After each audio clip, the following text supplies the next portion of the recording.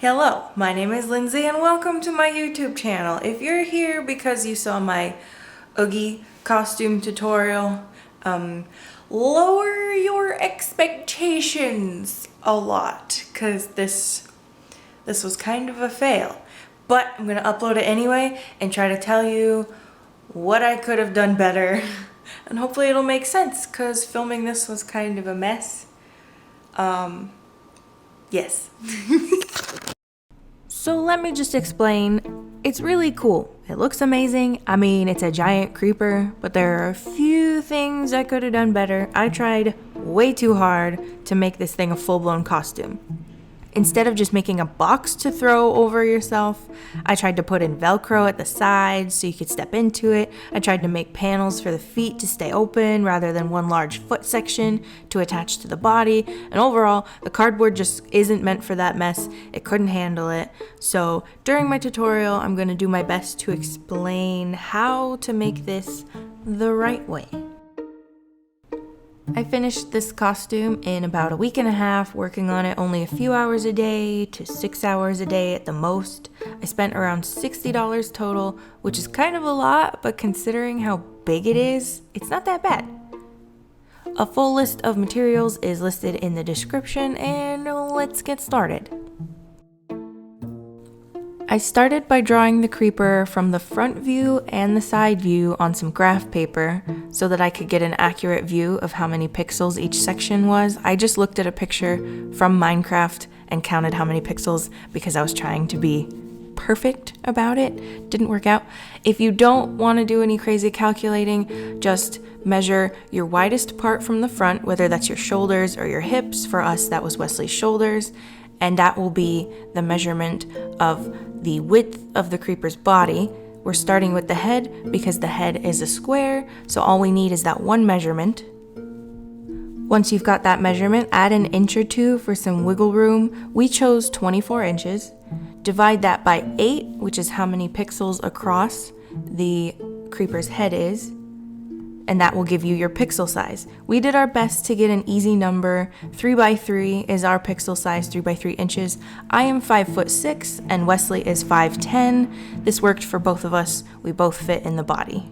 The side of the creeper's body is even weirder. You can use the same pixel size, but if you find that it doesn't give you enough room in the booty or the boob or even your belly region, you can just add a row of pixels to either side.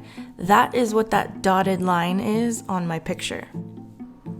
Now, to get your pixel measurements, all you have to do is times your pixel size by how many pixels tall. So for our front body piece, 3 times 12 pixels tall, 36 inches, 3 by 8 pixels wide, 24 inches, 36 by 24. You just do that to all the pieces and you'll get all your measurements. Now, I know you're probably feeling like this right now, but just bear with me. You don't have to do this, but you'll see why I did. Hopefully.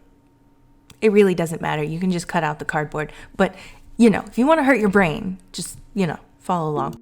Here are all of my pieces and their measurements. Use this as a guide to make sure you, 1, have all of your pieces, or 2, you can copy my measurements if you think you will fit in our costume. It's pretty big, so I'm sure lots of people will fit. You just might be too short.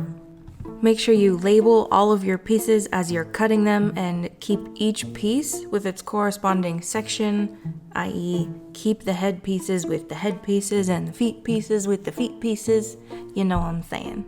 Starting with the head, pick out one of the sides to use for the face piece and draw on the pixel grid using a ruler or whatever. Cut out the center of the creeper's mouth, which is a 2 by 2 section. This is going to be where you see out of.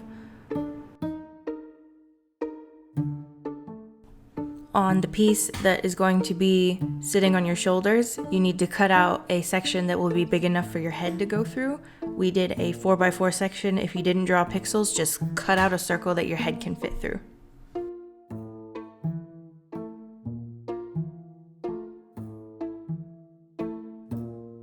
If you have any of those sections of the cardboard where it's like the lid and so they're not connected in one piece, just put a piece of duct tape over them so that you have a solid surface to work on.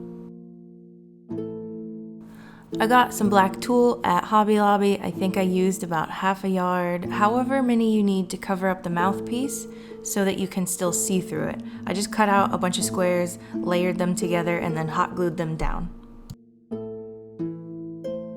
Next, we're going to start working on the body. Take the two side body pieces and you're going to cut out a rectangle that is enough for you to slide your arms in and out of the costume. For us, we ended up doing a 2x7 section. It's not in the video, but I ended up changing it later. We did that section 2 pixels below the top. For these armholes, similar process as with the black tulle, except we're making 2 folded rectangle pieces of green fabric to glue onto the inside of where the armholes are so that there's a section between that's, you don't have to sew any hems on, it's just folded. I don't know how to explain that, you can see it in the video, hopefully it makes sense. And here you can actually see part of where I messed up. I disconnected or cut in half one of the side body pieces and I added like Velcro sections to that side so that I could pop the body open and close to step into it. It just didn't work out. It'd be better to just keep the whole box together and put it on over your head like you would a t-shirt instead of a button-up t-shirt on the side. I hope that makes sense, but ignore the fact that that side body piece is cut in half is all I'm saying.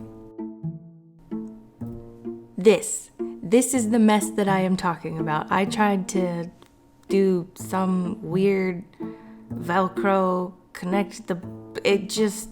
it made the cardboard fall apart when you wear it, so it's just not worth it. Just make one solid box and toss it on over your head. With all that being said, on the body neck piece, just cut out a circle big enough for your head to fit through.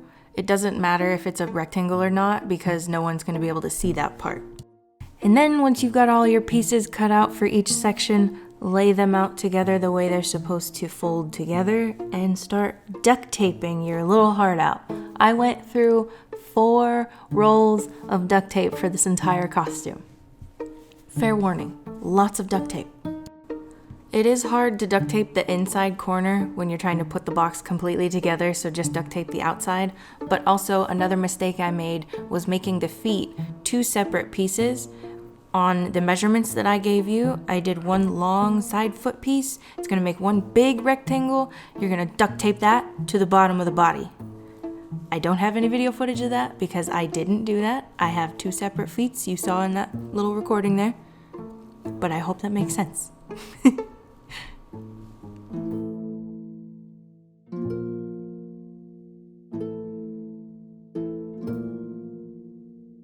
Now the fun part, once you have the entire body and the head taped together, do not tape the head to the body. You can paint the entire thing green. I found this huge thing of acrylic green paint at Hobby Lobby for like $4. You could probably use spray paint if you have an outside area to do that in. You know, whatever paint you want, just make the whole thing green.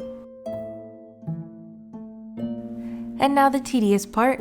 I got a bunch of different green papers and foam, black foam, some grays, all of the colors that you'll see on a creeper, and I cut those down to the 3x3 pixel size. If you didn't measure a pixel size, just cut out squares in whatever shape you like that you think will fit all the way across your creeper body. You might have to measure something just so you don't get them off, but you can divide it evenly and get your own pixel size. These are all going to be glued across the entire body using hot glue. It takes a long time, but it looks amazing.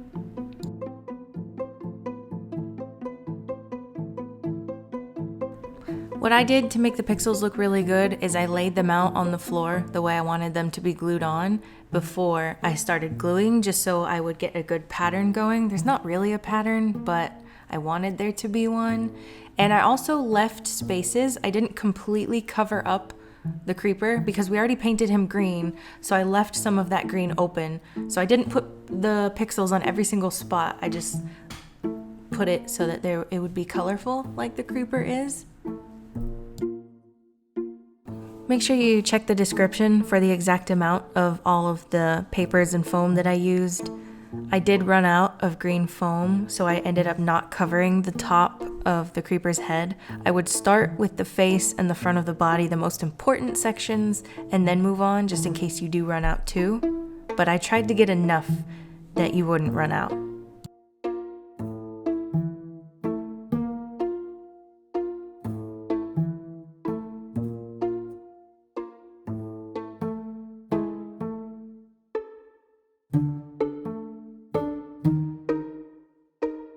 And once you have that done, hopefully you have one super amazing creeper costume for Halloween or a cosplay event. Hopefully you made it better than I did and you can walk around in it better.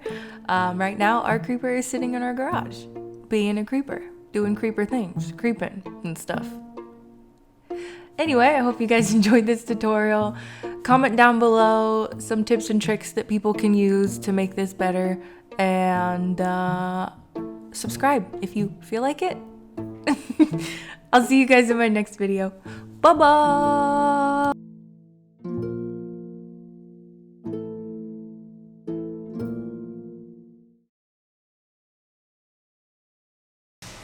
This is gonna be loud though. So you want me to like hold the pick here, and then you're gonna run towards me?